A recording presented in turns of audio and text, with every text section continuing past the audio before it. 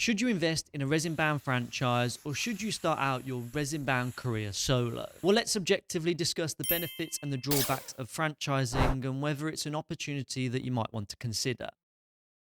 Experian published some research back in 2023 that stated 50% of UK businesses fail within the first 3 years of operation. Now, that can be quite the unsettling statistic and may even prevent somebody from starting out in business if they think that they've got a 1 in 2 chance of failure. Now, if you compare that to a study that was done by the British Franchise Association, which said that 99.5% of franchises actually succeed, suggesting that operating a franchise unit as opposed to going solo under the support of a franchisor is the far safer environment to operate under. And there are lots of different reasons why businesses fail on their own versus succeeding with that of a franchise, even if they're offering the same product and the same service. And the next couple of benefits that I'm about to discuss are going to address some of the reasons for this.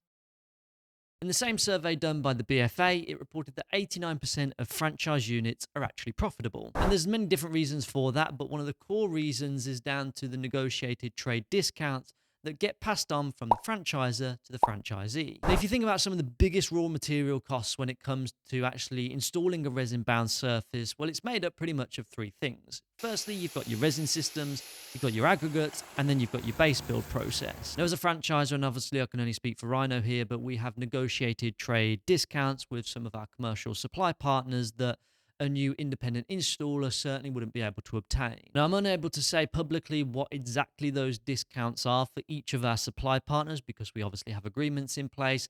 But just hypothetically speaking, let's say that we get roughly or approximately about 30% discount from those trade partners that we have commercial relationships with. But as a franchisor, we don't actually make any profit on any of the materials which are used by our franchisee. And therefore, all of those savings that we've negotiated can be passed on. And when you take that into consideration, it means that franchisees can be more competitive on price. But not only that, but they also have the ability to generate higher profit margins than that of what an independent installer could achieve. All of this helps towards supporting long-term franchisee profitability, which fundamentally allows you to run a successful business. But it's not just the pass-through on discounts that allows franchisees to become profitable. Actually, the next benefit that we're going to discuss about is absolutely key as well.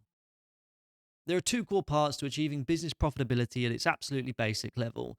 The first thing being your ability to manage your costs, and then the other is whether you're able to drive sufficient revenue in order to be able to cover those costs. Now, in order to drive that revenue, you also need to be good at marketing, which can be quite the daunting task, especially if you're thinking about going solo. How and where do you even begin to find customers in the local area that could potentially want you to install them a resin-bound surface? Getting your name out there and getting ahead of the competition can be one of the single most difficult tasks to take on, especially when you're starting out in business. But as a franchisee, marketing isn't something that you have to worry about as much because the franchisor does the bulk of the marketing efforts for you. In the case of Rhino, it means that the franchisee gets marketing brochures and leaflets designed and printed, Facebook ads which are designed, edited, tested, and analyzed for optimal lead generation, exposure through all existing social media content, along with leads qualified and managed via the franchisee's website within the Rhino website. There's much more to unpack here, but essentially the franchisor takes the bulk of the marketing off the franchisee, so the franchisee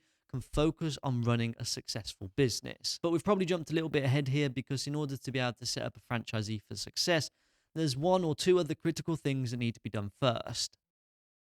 When you're an independent installer, you're kind of figuring things out as you go along, which will inevitably lead to costly mistakes. As independent installers since 2008, we've been there and done that and got the t-shirt.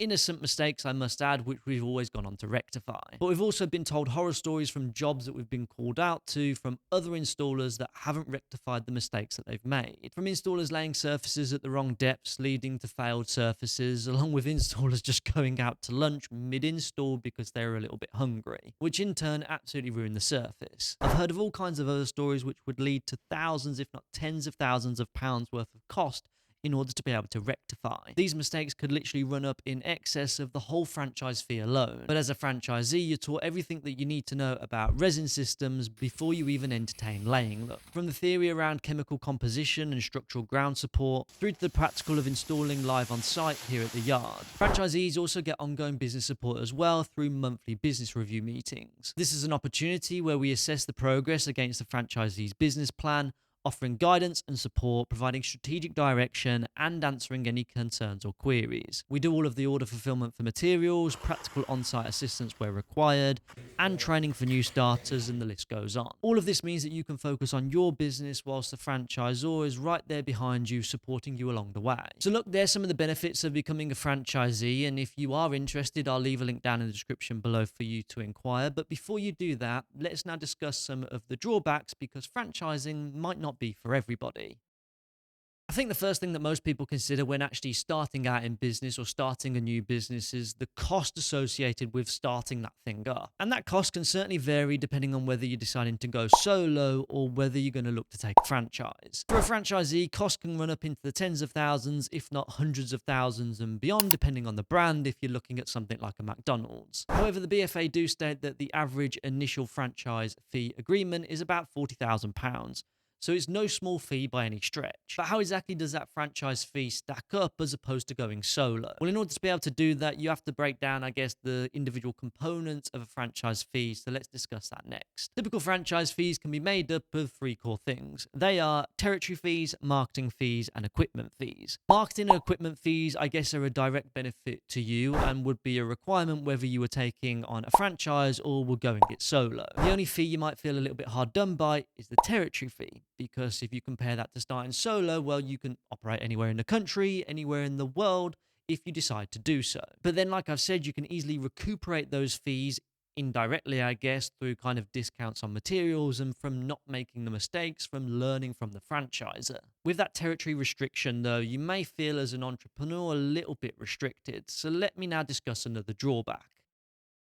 This one's a little bit subjective, if I'm honest, and there's a couple of different angles to take on this. Generally, I feel like there's two kinds of entrepreneurs in this world. One who loves to follow a defined business model with processes and operating procedures in place. And these are the kind of people that, if I'm honest, are perfect to become a franchisee. And then you've got the other type of person that just simply likes to do things their own way. There's certainly no right or wrong here, but if you are the type of person that likes to have full control and full autonomy, then franchising might not be for you. Because when you do become a franchisee, you have to operate under both brand and operational guidelines. Now, that doesn't mean that as a franchisor that we would just reject any kind of new or creative ideas. In actual fact, we would welcome them. And the reason why I say that is because it helps us build a more innovative and kind of forward-thinking franchise network, which only goes on to benefit all of us. But as a franchisee in the resin-bound industry, we do have very specific requirements. We have specifications for jobs, we have material specifications, and much more. But in actual fact, all of that has only been designed to protect the franchisee and ensure that that franchise unit becomes a success over the long term. But in some ways, I can also appreciate that some entrepreneurs might just want to do things their own way, and that's absolutely fine too.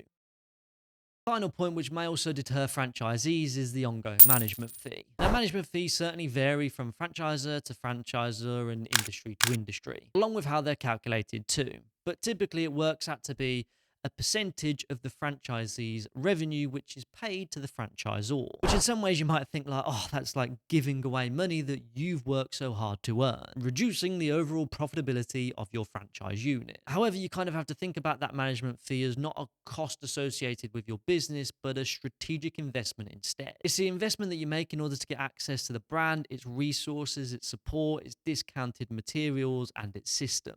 That management fee also contributes to growing the franchise network, which, as I've said, is for everybody's collective benefit. So it's a fee, yes, but you do get a return on that fee. So all in all, franchising is a really interesting business model. And as a franchisor, I certainly see the greater benefits of becoming a franchisee versus that of going independently and going solo. And if you are interested in potentially getting a Rhino franchise, well, I'll leave a link down in the description below so you can inquire. And with that said, I look forward to hopefully chatting to you soon.